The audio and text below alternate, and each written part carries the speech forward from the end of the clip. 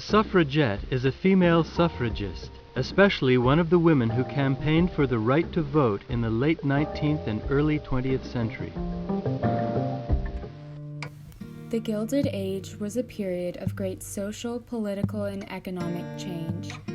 This time marked a turning point in women's history, leading to civil reform and other cultural shifts in American society.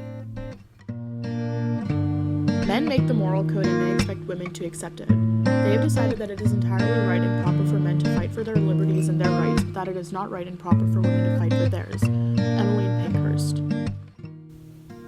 The temperance movement was begun in reaction to widespread alcohol consumption in this time period.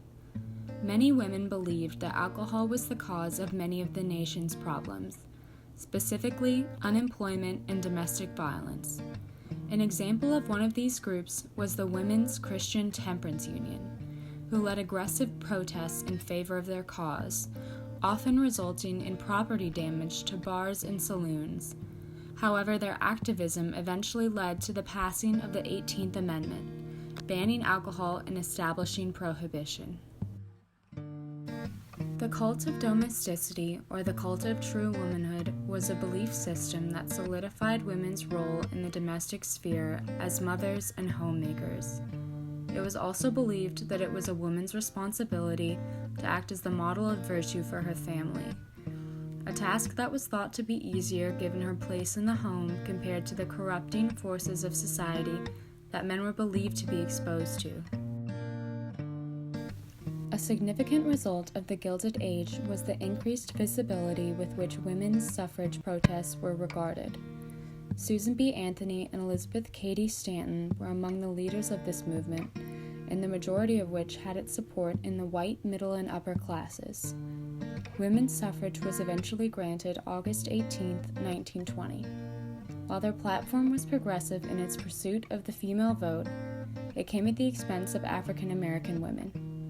Unfortunately, their campaigns relied on white supremacy as a justification for the white woman's right to vote, and black women were unable to vote until August 6, 1965, following the signing of the Voting Rights Act.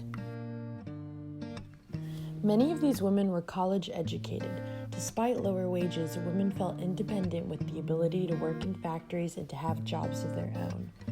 Women normally worked in factories or in domestic service for richer households or in family businesses. A lot of women also did home-based work, like finishing clothing and shoes for factories, doing laundry, or making snacks to sell in the market or in the streets. This was all in addition to their unpaid expected work at home, which included cooking, cleaning, childcare, and often taking care of a small animal, and more. Many women loved the newfound freedom and independence that came with having a job. They loved it despite having lower wages than their male co-workers. Settlement houses were homes for immigrants when they had nowhere else to go. These settlement homes were often owned by women. They provided English lessons and tips for adapting to American life. The Hull House was the first settlement home in Chicago, started by Jane Addams. Jane Addams saw the need for a different approach to help the poor and unfortunate. She traveled with a friend in England and saw a settlement house there, so she decided to bring it back to America. She opened the Hull House in 1889, right on the streets of Chicago. It provided a nursery and kindergarten for young children, lessons in cooking and sewing for young girls, and a club for teenage boys in an attempt to prevent the formation of tenement gangs. Addams, with other women, later helped establish the Women's Trade Union League, which continued to provide safe and living and working conditions.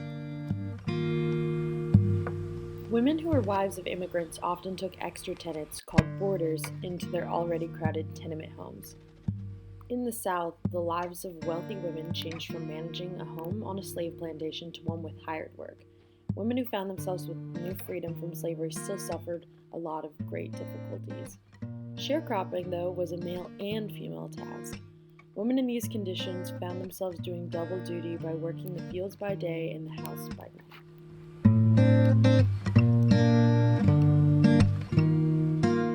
No self-respecting woman should wish or work for the success of a party that ignores her. President, we are here. This year, we marched to say, Mr. President, we have taken action. Written on the Statue of Liberty is come.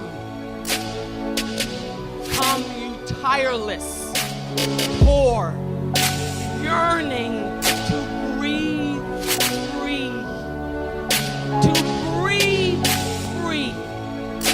Every single day, your job as an American citizen is not just to fight for your rights. It's to fight for the right of every individual that is taking a breath, whose heart is pumping and breathing on this earth. Everywhere, fruits are hairy.